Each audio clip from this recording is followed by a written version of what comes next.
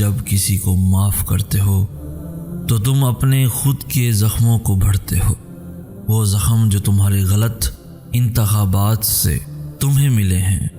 تو بس اپنا دل صاف کر لو، پھر دیکھو کیسے تمہارے سارے راستے صاف ہوتے ہیں۔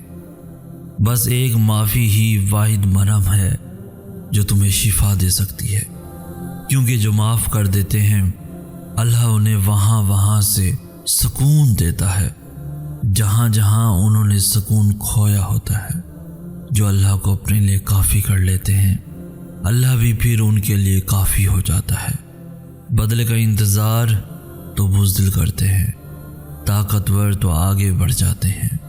دوسروں کو تباہ و برباد دیکھنے کی خواہش رکھنے والے تو کم ظرف ہوتے ہیں، ظرف والے تو معاف کر کے بھول جاتے ہیں، کیونکہ وہ ان لوگوں سے زیادہ اللہ سے پیار کرتے ہیں اور وہ جانتے ہیں کہ اللہ انہی سے محبت کرتا ہے جو نفرت نہیں کرتے۔ وہ جانتے ہیں کہ ہمارا اللہ رحمان ہے اور وہ رحم کرنے والوں کو ہی پسند کرتا ہے۔ جانتے ہو یہ کیسے پتہ چلتا ہے کہ اللہ تم سے محبت کرتا ہے؟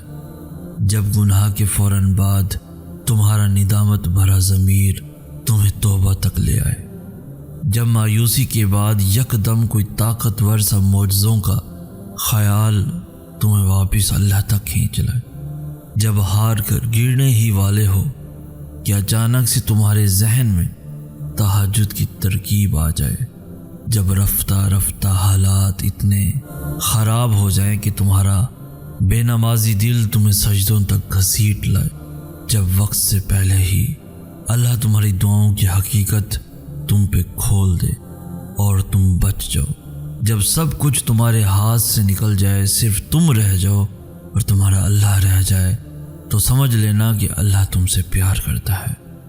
ہر وہ چیز، ہر وہ انسان جو تمہیں گھما پھرا کے واپس اللہ کے پاس لے آئے وہ اللہ کی محبت ہے۔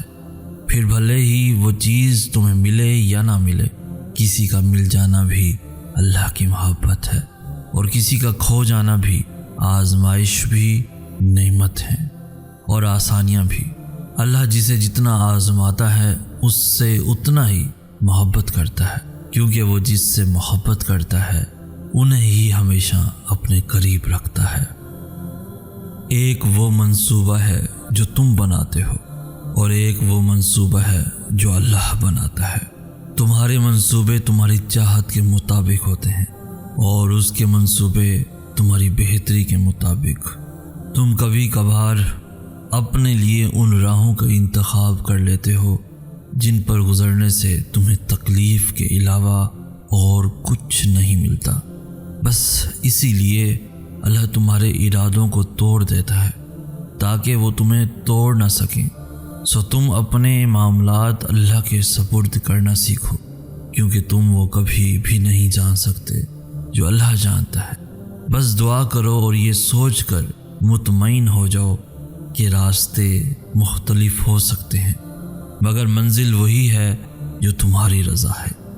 ہوگا وہی جو تم چاہتے ہو مگر ہوگا تبھی جب اللہ چاہے گا۔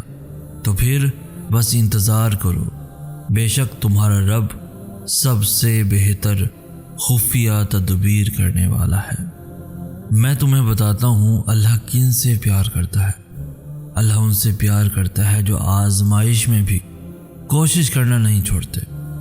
اللہ ان سے پیار کرتا ہے جو تاخیر کے بعد بھی مانگنا نہیں چھوڑتے۔ اللہ ان سے پیار کرتا ہے جو دلوں میں نفرتیں نہیں رکھتے۔ اللہ ان سے پیار کرتا ہے جو دل دکھنے کے بعد بھی دل دکھانے والوں کے حق میں دعا کرتے ہیں۔ اللہ ان سے محبت کرتا ہے جو اس کے بنائے ہوئے دلوں کا خیال رکھتے ہیں۔ اللہ ان سے پیار کرتا ہے جو گناہ کرنے کے بعد توبہ کر لیتے ہیں، اس گناہ پہ اڑے نہیں رہتے۔ اللہ ان سے پیار کرتا ہے جو اس کی راہ پہ بھلے صحیح طرح سے نہ چلیں لیکن کوشش کرتے رہتے ہیں۔ اللہ ان سے پیار کرتا ہے جو اپنی نیکیوں کی آڑ میں دوسروں کے گناہوں کا چرچا سر عام نہیں کرتے۔ اللہ ان سے پیار کرتا ہے جو کسی کو بھی اپنے وجود سے تکلیف نہیں پہنچاتے۔ پھر چاہے وہ خود کتنی ہی تکلیف میں کیوں نہ ہو۔ اللہ ان سے پیار کرتا ہے جو اپنی مطلب کے لیے ہی صحیح لیکن اس سے رجوع کرتے ہیں۔ اللہ ان سے پیار کرتا ہے جو اس کی مخلوق سے پیار کرتا ہے۔ اللہ ان سے پیار کرتا ہے جو اس کے رسول صلی اللہ علیہ وآلہ وسلم سے پیار کرتا ہے۔ اللہ ان سے پیار کرتا ہے جو اس سے پیار کرتے ہیں۔ اور آخر میں تمہیں بتاؤں کہ اللہ کن سے سب سے زیادہ پیار کرتا ہے؟ جو آزمائش سے دوچار ہوتے ہیں، جن پہ حالات بہت سخت ہوتے ہیں، کیونکہ وہ یہ جنگ اللہ کی رضا کے لیے لڑ رہے ہوتے ہیں اور ان کے لیے اللہ نے سب سے بڑا انعام رکھا ہوتا ہے۔ جانتے ہو انعام کون سا ہے؟ اللہ کی محبت کا انعام ہوتا ہے ان کے لیے، ایسا انعام جو وہ سوائے چند لوگوں کے کسی کو نہیں دیتا، ایسا انعام جسے پانے کے بعد عرش والے بھی اور دنیا والے بھی اس شخص کو رشک سے دیکھتے ہیں۔ تو بس وہی انعام تمہارے لیے بھی ہے، تمہارے لیے بھی اللہ ہے، اور اس کے بعد تو نہ کچھ چاہیے ہوتا ہے نہ کوئی خواہش رہتی ہے۔ جتنی زیادہ آزمائشیں اتنی ہی زیادہ صلہ۔ تو پھر آئندہ کبھی بھی اللہ کی محبت پہ سوال نہیں کرنا کہ اللہ تو مجھ سے محبت نہیں کرتا، کیونکہ یہ جھوٹ ہے۔ وہ تم سے بے پناہ محبت کرتا ہے اور ہمیشہ کرتا رہے گا۔ نہ تو تمہارے گناہ اس کی محبت بدل سکتے ہیں، نہ ہی تمہارے اعمال۔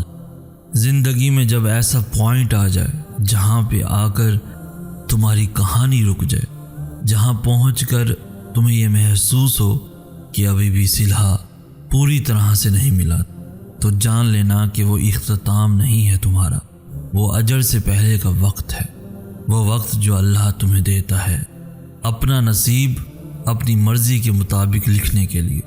تو ایسے وقت پہ رونے نہیں بیٹھ جاتے یا یہ سوچنے نہیں لگتے کہ دیر کیوں ہو رہی ہے، بلکہ اس وقت دعا کے لیے ہاتھ اٹھاتے ہیں، کیونکہ وہ دعاؤں کی قبولیت کا موقع ہوتا ہے، اور اللہ تمہیں وہ موقع اس لیے دیتا ہے تاکہ تم اپنی کہانی کا رخ موڑ سکو۔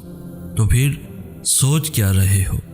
ایک باب ختم ہو جانے سے کہانی ساری ختم نہیں ہو جاتی، ابھی بھی وقت ہے، ابھی بھی سب تمہارے ہاتھوں میں ہے، بس تمہارے مانگنے کی دیر ہے اور تمہیں رب مل جائے گا، بس ایک پکار کی دیر ہے، تمہیں سب مل جائے گا۔